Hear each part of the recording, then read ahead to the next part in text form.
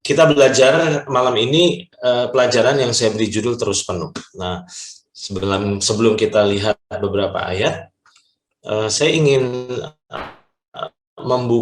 mengingatkan kembali apa yang 2 minggu lalu saya tekankan, bahwa esensi kepenuhan Roh Kudus bukanlah saat seseorang itu berbahasa roh, tapi saat Roh Kudus itu menguasai dan mengendalikan kehidupan kita. Saya pikir kita sudah sepakat 2 minggu lalu bahwa tidak ada yang salah dengan berbahasa roh, karena ketika kita pertama kali mengalami baptisan Roh Kudus, maka saat itu kita mendapat bahasa roh. Dan sejak saat itu, bahasa roh itu tidak menjamin bukti bahwa kita itu masih dipenuhi, masih dikuasai roh. Makanya nggak heran banyak terjadi batu sandungan dalam kehidupan banyak orang, di mana saudara-saudara kita yang tidak mempercayai bahasa roh, mereka berkata, buat apa deh berbahasa roh, tapi kehidupannya kok nggak berubah, kehidupannya nggak seperti Yesus, malah seperti setan. Nah, itu sebabnya akhirnya orang-orang yang berbahasa roh menjadi cibiran. Nah, pertanyaannya adalah, apakah mereka salah? Menurut saya tidak. Karena sebenarnya mereka berharap bahwa kepenuhan Roh Kudus itu bukan hanya dibuktikan, ditunjukkan saat kita berbahasa roh, tapi benar-benar saat kehidupan kita dikuasai dan dikendalikan oleh roh. Nah, sekarang saya ingin ajak untuk kita lihat dulu. Di dalam 1 Samuel pasal 10 ayatnya yang ke-6, saya mau ingatkan ayat ini, karena ayat ini penting menurut saya. Firman Tuhan katakan dalam 1 Samuel pasal 10 ayat yang ke-6, maka roh Tuhan akan berkuasa atasmu. Engkau akan kepenuhan bersama-sama dengan mereka dan berubah menjadi manusia lain. Saya tertarik dengan kata ini. Tentu ini adalah apa yang dikatakan oleh Nabi Samuel kepada Raja Saul saat itu. Dia katakan, roh Tuhan akan berkuasa atasmu dan engkau akan kepenuhan bersama-sama dengan mereka. Mereka itu nabi-nabi yang saat itu dijumpai oleh Saul. Dan akibat roh Tuhan itu memenuhi kehidupan dari Saul, apa yang terjadi? Dan berubah menjadi manusia lain. Di dalam terjemahan The Message digunakan kata, and you will be transformed, you will be a new person. Jadi saya meyakini bahwa ketika Roh Kudus benar-benar memenuhi seseorang, maka buktinya bukan cuma nangis, buktinya bukan hanya rebah, tapi buktinya adalah kita akan berubah menjadi manusia lain. Mengapa manusia lain? Karena Roh Kudus menguasai kita, maka saat itu kita dikuasai oleh Roh Tuhan, dan disitulah kehidupan kita sungguh-sungguh berubah.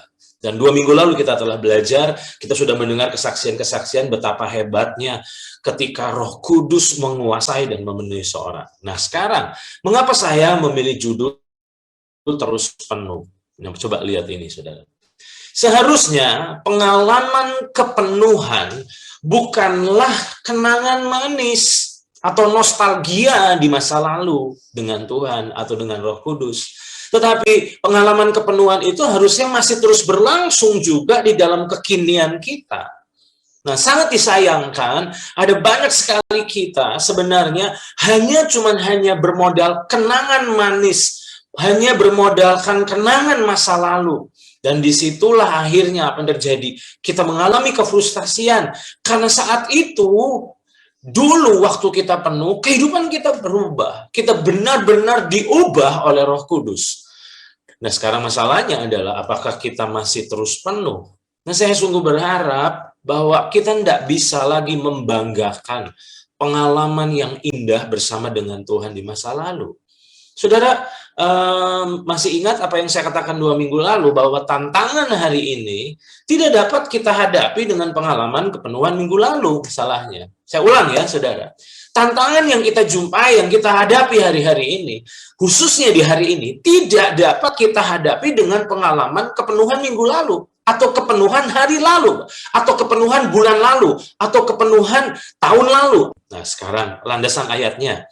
Efesus pasal 5 ayat yang ke-18, firman Tuhan berkata, dan janganlah kamu mabuk oleh anggur, karena anggur itu menimbulkan hawa nafsu dengan roh. Nah, kata kerja yang digunakan dalam bahasa Yunani dalam ayat ini, ternyata maknanya adalah terus-menerus dipenuhi. Dalam terjemahan bahasa Indonesia sehari-hari dikatakan bahwa janganlah kalian mabuk oleh anggur sebab itu merusakkan kalian. Sebaliknya hendaklah kalian dikuasai oleh Roh Allah.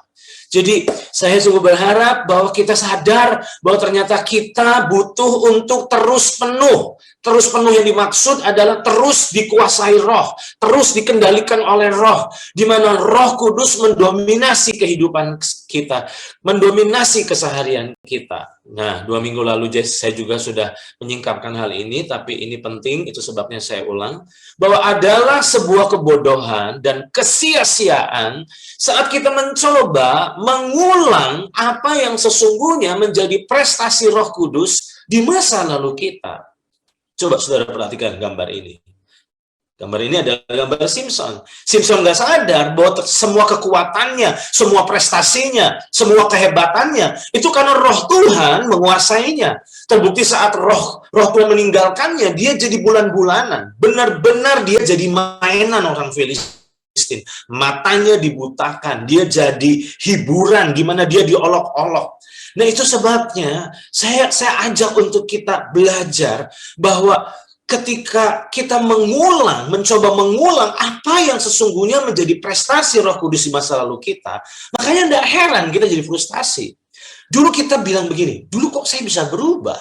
Dulu kok saya bisa tiba-tiba bisa mengampuni orang dengan mudahnya, tapi sekarang kok nggak bisa ya? Kita makin hari makin tahu banyak. Dari yang nggak tahu banyak, jadi makin tahu banyak. Kita kan belajar firman, kita dengar firman minimal seminggu sekali waktu kita hadir di kebaktian, apalagi dengan pandemi ini. Pandemi ini membuat kita dibanjiri oleh pengajaran yang kita bisa dapatkan lewat YouTube. Ada banyak hamba-hamba Tuhan yang kita bisa dengar pengajarannya. Dan hari ini, gereja sedang bertumbuh, dan bukan hanya bertumbuh, sedang alami kelimpahan akan pengetahuan kebenaran. Tapi masalahnya gereja hari ini, maafkan saya katakan, tidak sedang bertumbuh dalam pengalaman kepenuhan.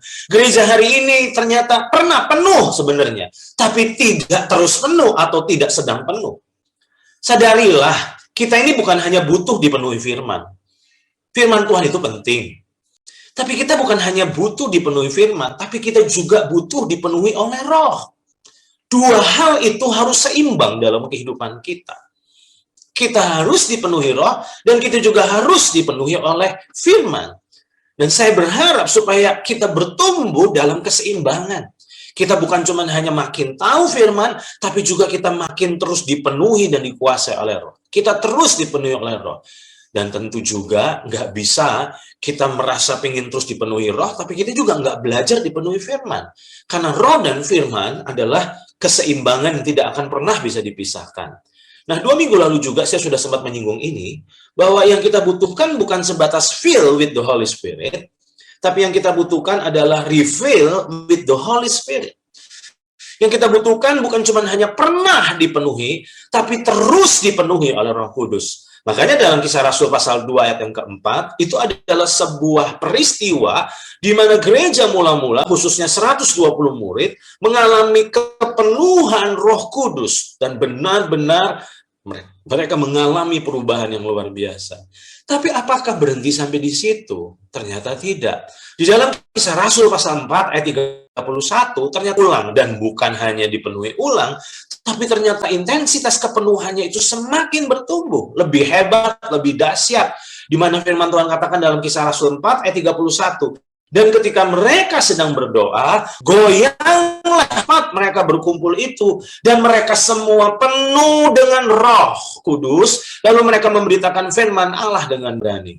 Yang menyedihkan, seringkali justru pengalaman kepenuhan kita makin hari makin berkurang, ya, tapi makin melemah. Itu hal yang menyedihkan. Menurut saya itu adalah tragedi. Nah, sekarang kita belajar malam ini tentang bagaimana untuk kita bisa terus penuh, bukan hanya pernah penuh. Nah, ada hal yang Roh Kudus singkapkan kepada saya yang sungguh menyadarkan saya, dan saya berharap ini pun akan menyadarkan saudara. Apakah itu? Apa yang kita bisa pelajari dari pengalaman saat Saul mengalami kepenuhan roh. Jadi sudah sempat kita singgung di dalam 1 Samuel pasal 10 ayat 5 sampai 6. Di mana kita membaca dalam ayat 5 bahwa sesudah itu engkau akan sampai ke Gibea Allah, tempat kedudukan pasukan orang Filistin.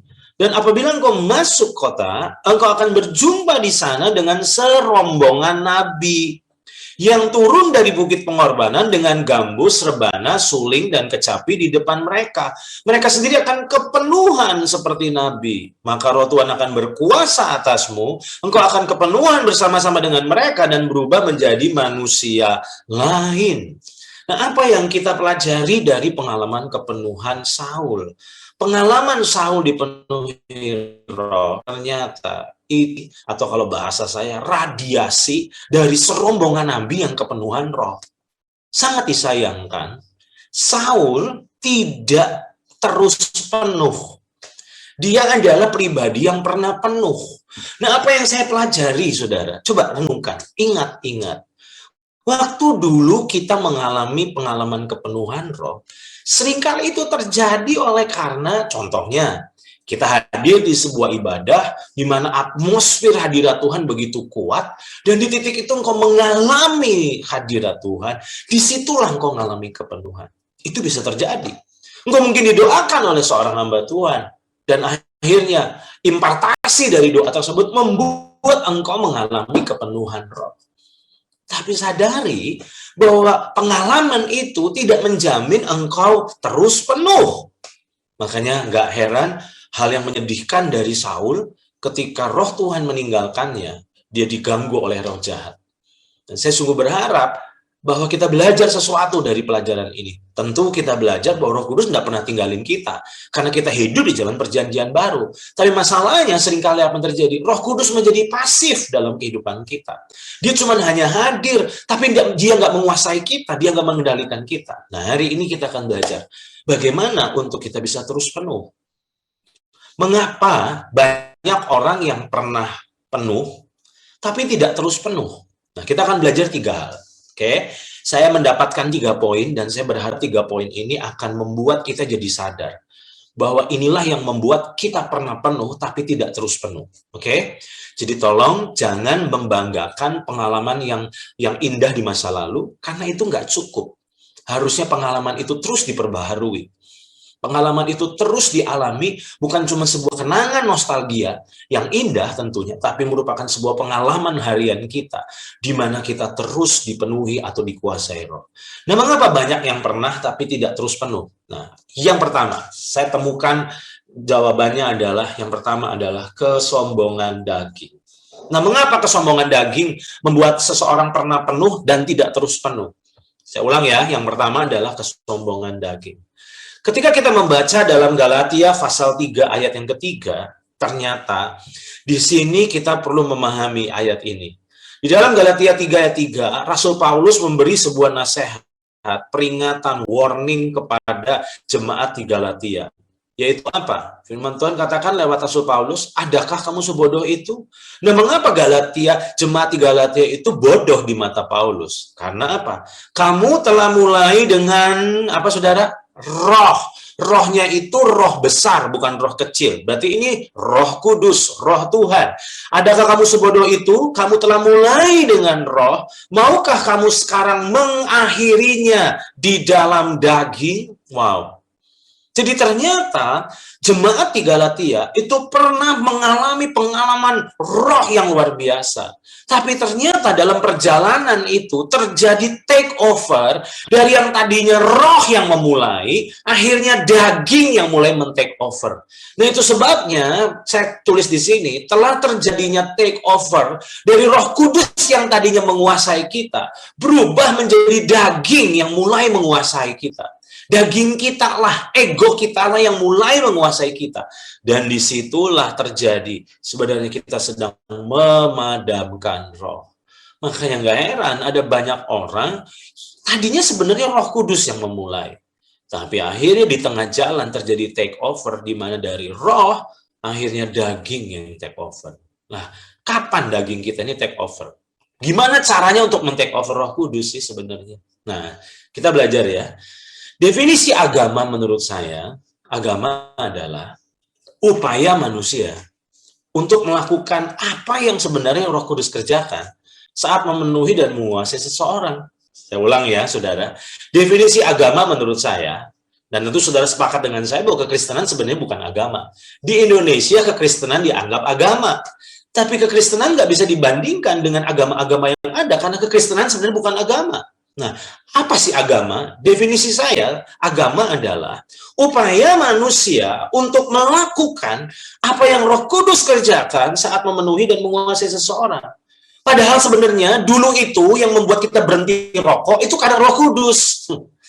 Yang membuat kita berhenti dari kebiasaan buruk itu karena Roh Kudus. Yang membuat karakter kita berubah itu karena Roh Kudus. Tapi ternyata apa yang terjadi? Kesombongan daging mulai men-take over. Di situ kita merasa kita yang melakukannya.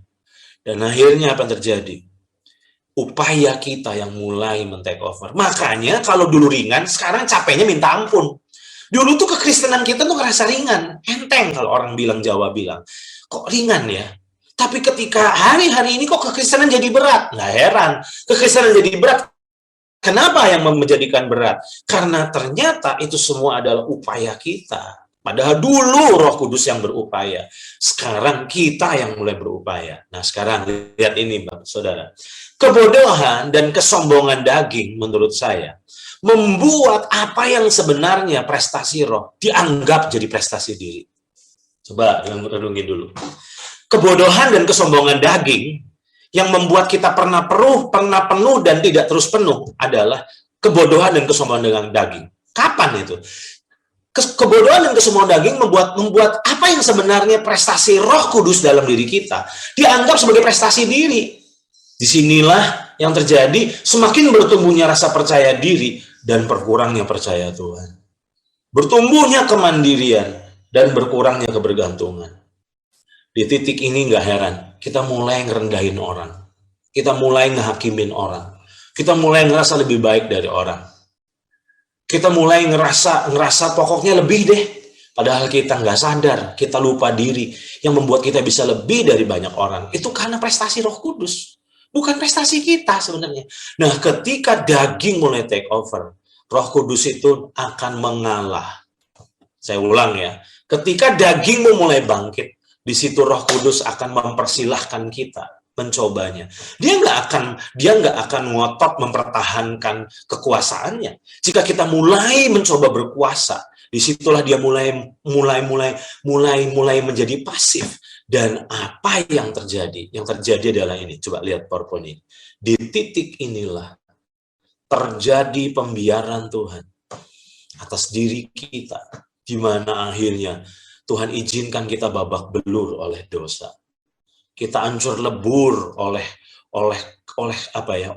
agama, di mana kita berupaya, capek jadinya. Dan di situ Roh Kudus biarin, bukan karena Roh Kudus jahat. Karena di titik inilah terjadi pembiaran Tuhan atas diri kita. Demi apa? Demi menyadarkan akan andil atau peran Tuhan atas kemampuan dan keberhasilan kita selama ini. Jadi kalau kita udah mulai menghakimi orang, kalau kita udah mulai sombong rohani, itu tandanya daging mulai take over. Bersiaplah. Kepenuhan Roh Kudus itu cuma jadi pengalaman masa lalumu. Karena orang sombong itu nggak akan pernah bisa mengalami kepenuhan roh. Karena ketika kita menyombongkan diri, di situ Roh Kudus akan membiarkan kita. Demi apa? Demi menyadarkan bahwa sebenarnya semua yang kita bisa lakukan, itu karena Tuhan yang melakukannya dalam diri kita.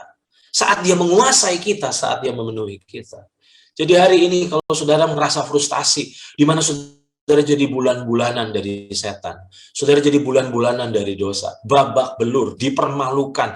Dulu mungkin kita orang hebat di masa lalu, kita menjadi kesaksian yang luar biasa, kita bersaksi di mana-mana, di mana hidup kita berubah, dan orang melihat perubahan kita kok, mereka mengakui perubahan kita kok. Tapi sekarang hidup kita berubah 360 derajat, kita balik lagi ke kehidupan lama, dan akhirnya apa terjadi? Kita jadi malu. Lalu waktu kita malu, apa yang terjadi? Kita mulai berupaya untuk tetap berubah. Padahal apa yang terjadi? Disitulah terjadi take over dari roh menjadi daging. Saya berharap kita belajar sesuatu malam ini. Yuk, belajarlah. Kalau saudara sadar bahwa semua ini karena Tuhan, bagaimana mungkin kita bisa ngerendahin orang? Bagaimana mungkin kita bisa menghakimi orang? Kalau toh kita lebih baik dari orang, itu bukan karena kita lebih baik, itu karena kasih karunia Tuhan dalam diri kita.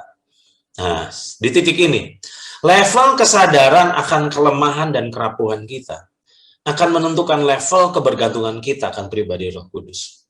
Saudara menangkap ini? Saya ulang ya. Level kesadaran akan kelemahan kerapuhan kita. Semakin kita sadar bahwa kita lemah, bahwa kita rapuh tanpa Tuhan, itu akan menentukan level kebergantungan kita akan pribadi Roh Kudus. Betul nggak, saudara? Setuju dengan saya? Bahwa semakin kita sadar, bahwa semakin kita betapa lemahnya kita, betapa rapuhnya kita tanpa Roh Kudus.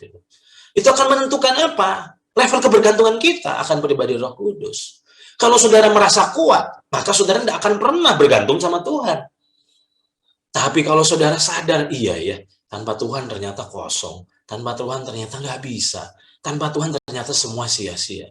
Makin kita sadar akan hal itu, makin kita bergantung akan pribadi Roh Kudus. Nah, di titik inilah kita akan kembali penuh lagi. Coba lihat ini, saudara. Saya berharap gambar ini bisa mengajar kita.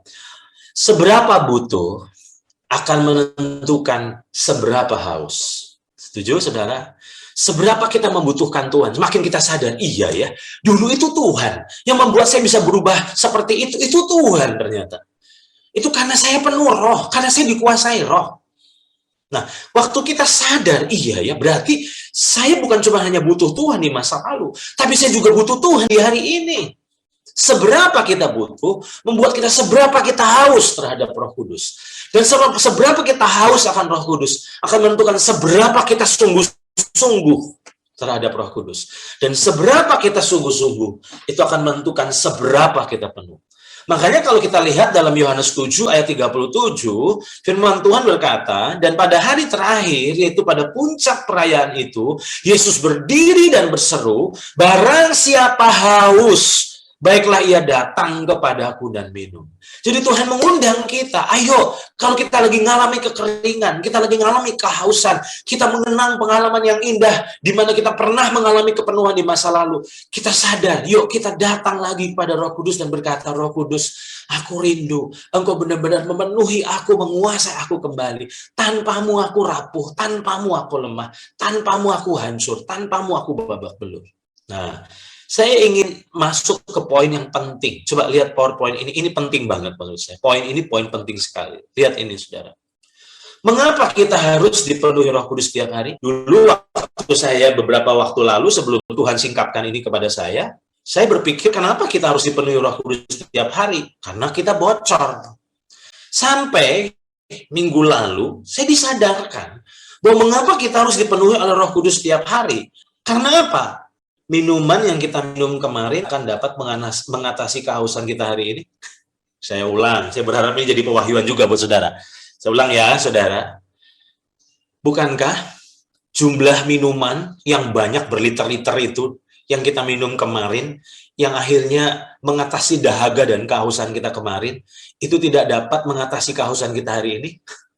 Artinya, nggak peduli kita dipenuhi Roh Kudus dengan limpah kemarin, tapi kita perlu minum dari Roh Kudus hari ini. Jadi bukan karena kebocoran, tapi kehausan harian kita harus dipenuhi dengan kepenuhan harian kita dengan Roh Kudus. Oke, saya berharap ini menjadi pewahyuan buat saudara. Nah, sekarang lanjut lagi ya. Saudara pernah menyadari bahwa yang menentukan level kepenuhan kita adalah keputusan kita? Seberapa kita penuh itu yang menentukan bukan Tuhan loh, tapi kita ternyata. Kenapa? Karena dalam Yohanes pasal 3 ayat 34 firman Tuhan berkata, sebab siapa yang diutus Allah, dialah yang menyampaikan firman Allah. Karena Allah, saya tertarik dengan kata ini, Allah mengaruniakan rohnya, yaitu Roh Kudusnya, dengan tidak terbatas. Nah, perhatikan ini Bapak Ibu. Yang menentukan level kepenuhan kita ternyata bukan Tuhan, tapi keputusan kita. Nah, kenapa saya pilih gambar ini? Keran, air, dan tangan. Jika Roh Kudus itu kita ibaratkan sebagai air ya contohnya. Seberapa penuh itu yang nentuin bukannya Tuhan, bukan Roh Kudus bahkan, tapi kita. Kalau kita berkata, udah cukup deh, cukup, ya cukup. Tapi kalau kita berkata Roh Kudus terus, kuasai aku lebih lagi, kuasai aku lebih lagi, maka dia akan lebih lagi menguasai kita. Saya sangat sedih melihat ada banyak orang-orang Kristen yang begitu dijamah Tuhan, nangis aja udah senengnya minta ampun, lalu bilang, udah cukup. Kita udah seneng, cuma bisa nangis. Nah, saya mau bilang, yang kita butuhkan bukan jamahan, tapi yang kita butuhkan adalah kepenuhan. Nah, itu sebabnya, yuk jangan puas cuman hanya dijamah oleh Roh Kudus, tapi benar-benar rindukan, izinkan untuk Roh Kudus semakin memenuhi kita dan menguasai kita. Nah, tadi firman Tuhan katakan di Efesus, bahwa ternyata kepenuhan Roh Kudus itu ada kemiripannya dengan mabuk anggur. Ingat ya di ayat pertama tadi yang tadi kita sudah pelajari. Dan ketika kita bicara hal ini, coba lihat PowerPoint berikut ini. Saudara setuju dengan saya bahwa mabuk itu membutuhkan quantity? Coba renungin ya. Mabuk itu membutuhkan quantity. Pernah minum alkohol? Pernah minum whisky atau vodka atau apa, saudara? Tentu kalau kita minum cuma hanya satu sloki, mungkin kita nggak mabuk. Kita minum semakin banyak, semakin mabuk.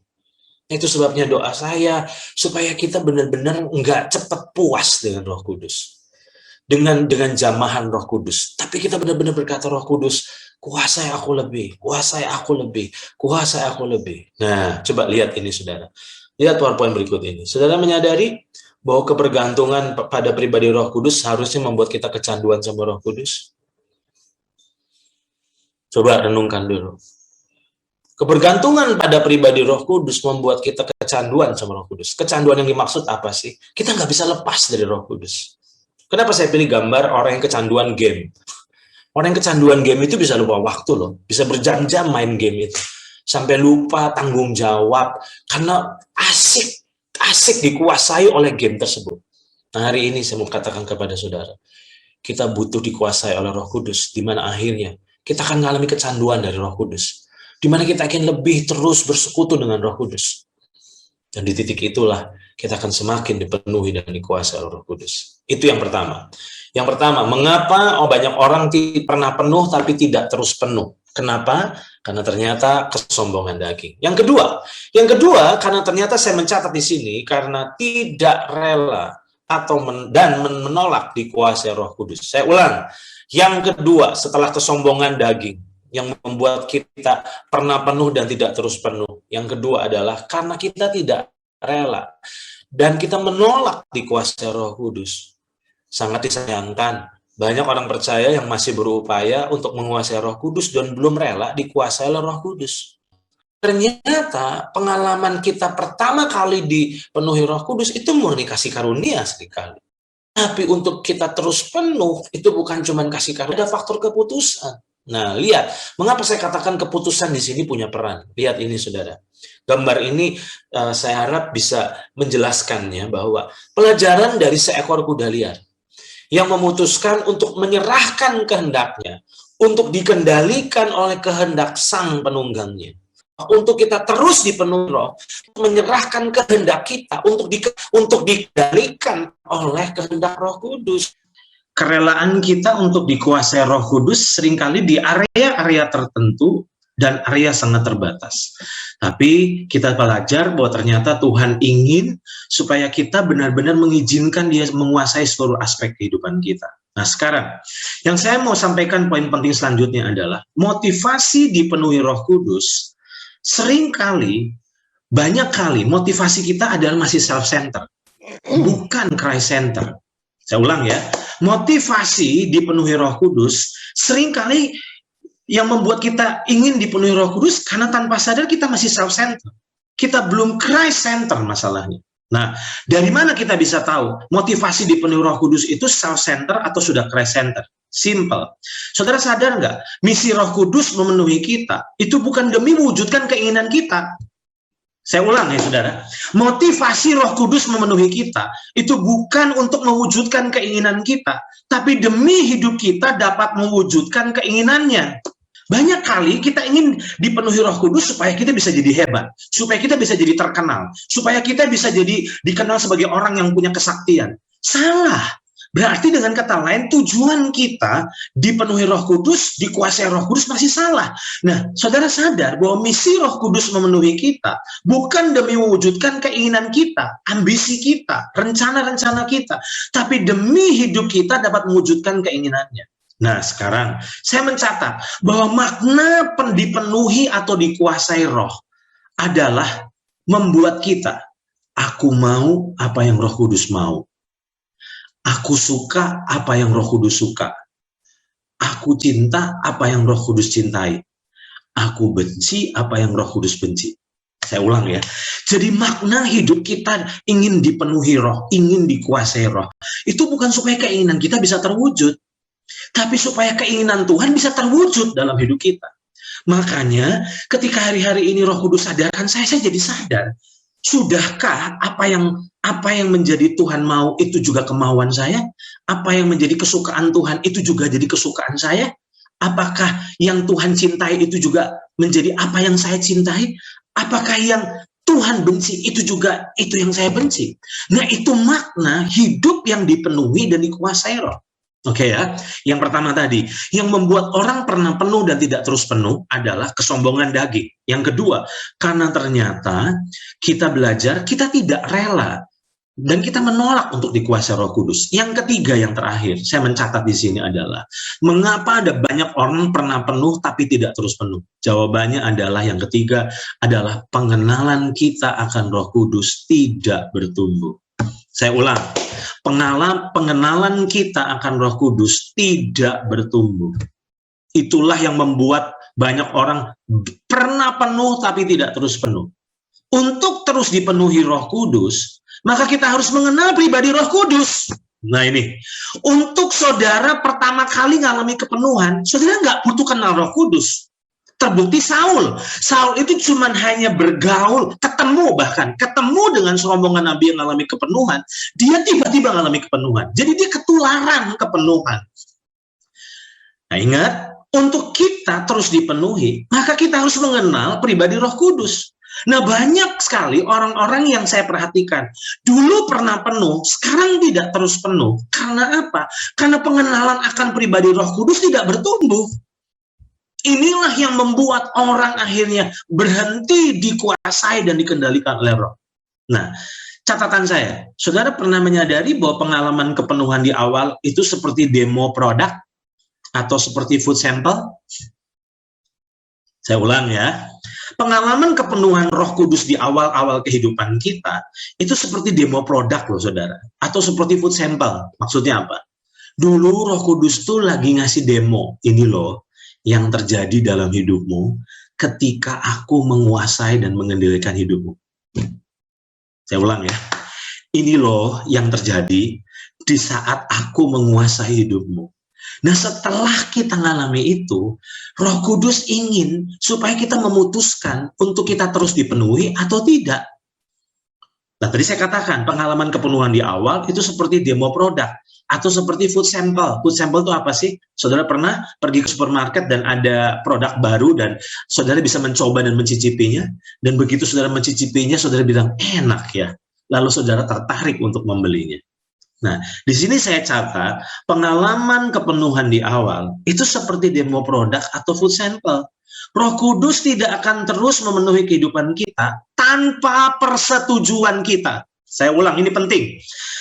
Roh Kudus tidak akan terus memenuhi kita tanpa persetujuan kita. Saudara, di jam-jam terakhir tadi, sebelum saya final menyiapkan materi ini, saya diingatkan bahwa orang-orang yang terus penuh Roh Kudus, itu ternyata punya kesamaan. Saya ulang ya, orang-orang yang terus penuh di dalam sejarah gereja, itu memiliki kesamaan. Kesamaannya apa? Mereka bergaul kalib dengan Roh Kudus. Saudara masih ingat tokoh yang terkenal yaitu Kathryn Kuhlman? Dia bukan pernah penuh, tapi dia terus penuh. Gimana dia bisa terus penuh? Karena dia bergaul intim dengan Roh Kudus. Saudara masih ingat satu tokoh yang pernah hidup yang sangat fenomenal kehidupannya, namanya Smith Wigglesworth. Orang mati pernah dia bangkitkan. Mujizat-mujizat luar biasa terjadi. Dan kalau saudara belajar dari kehidupan biografinya, dia adalah orang yang terus penuh, bukan hanya pernah penuh. Dan kalau saudara lihat teladan hidupnya, dia adalah orang yang bergaul dengan Roh Kudus. Saudara, izinkan saya ngomong yang nggak enak.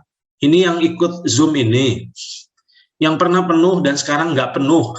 Coba sadari, kenapa kita pernah penuh di masa lalu, tapi kita nggak terus penuh atau masih penuh?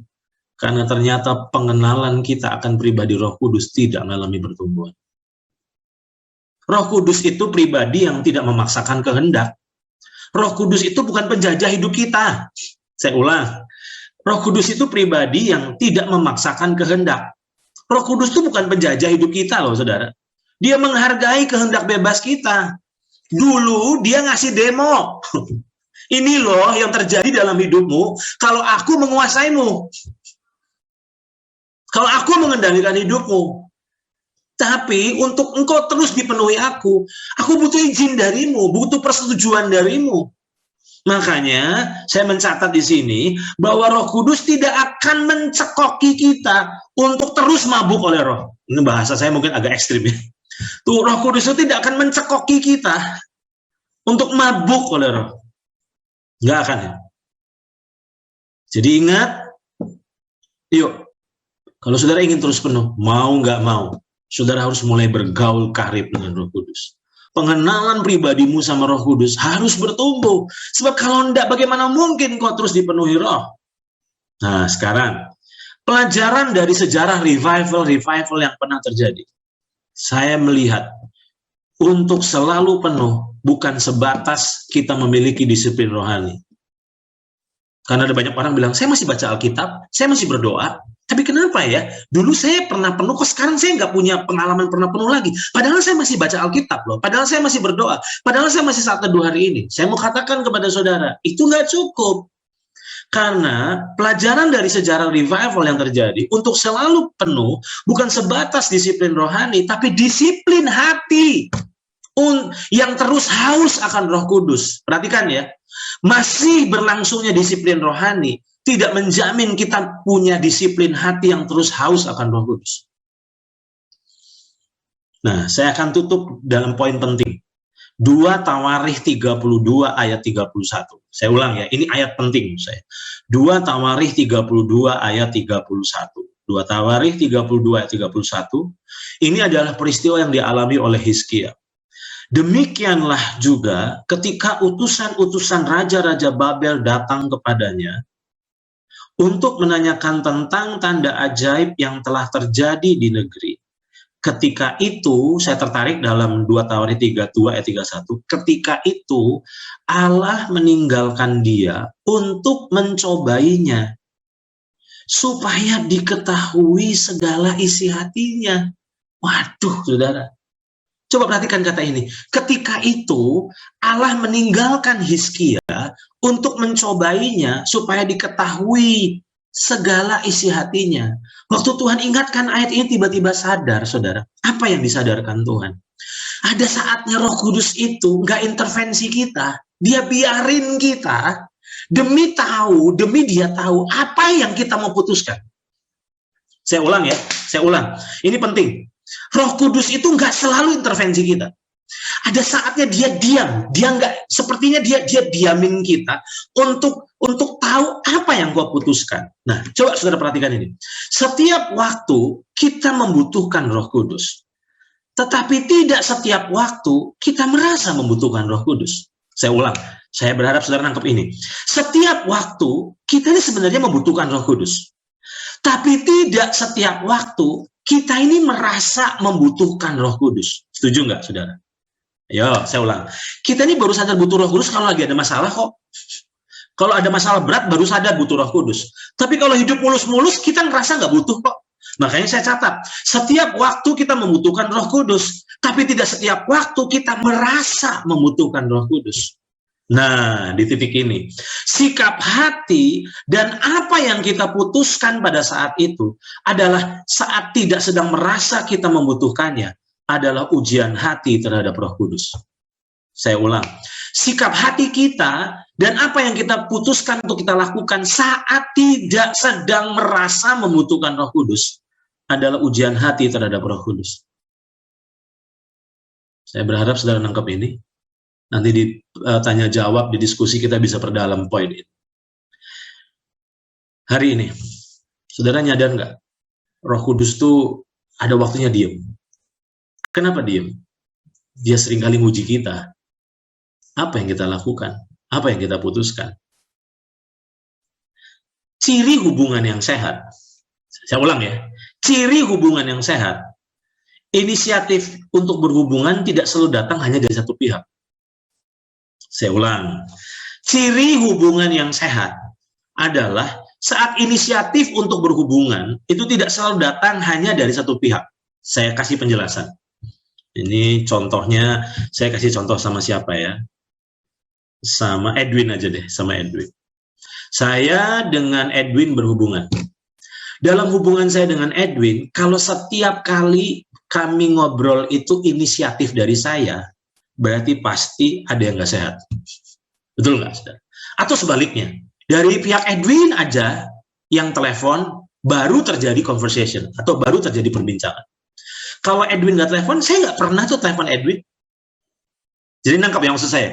Nah, kalau hal seperti itu terjadi, berarti kan hubungan kita nggak sehat, dong.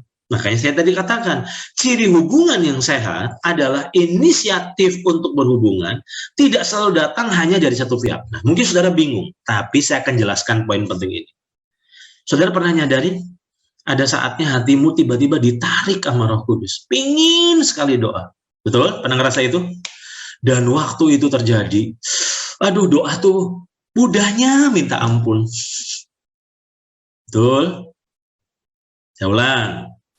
Pernah ngerasa Tuhan tarik hatimu untuk tiba-tiba pengen doa, bangun jam 3 pagi, bangun jam pagi nggak bisa tidur lagi, tapi ada dorongan kuat untuk doa, dan begitu engkau doa, waduh itu indahnya minta ampun. Tapi saudara sadar nggak? Saya catat di sini kalimat penting ini. Berdoalah bukan hanya digerakkan oleh kerinduan, tetapi oleh keputusan. Saya ulang, saudara. Berdoalah bukan hanya digerakkan oleh kerinduan, tapi oleh keputusan. Saudara sadar bahwa Allah di dalam diri kita mengerjakan dua hal, kerinduan dan kemampuan. Nah, kita ini pinginnya kalau doa, itu Roh Kudus yang narik. Setuju nggak? Karena gampang. Tiba-tiba bisa nangis. Nggak struggle tuh. Coba renungin ya, ingat-ingat pengalaman waktu hati kita ditarik oleh Roh Kudus untuk doa. Waktu kita doa, itu kayak kita dipeluk. Gampang banget sampai indah sekali. Tapi saya mau bilang, ciri hubungan yang sehat adalah inisiatif untuk berhubungan tidak selalu datang hanya dari satu pihak. Ada waktunya Tuhan nggak narik hatimu.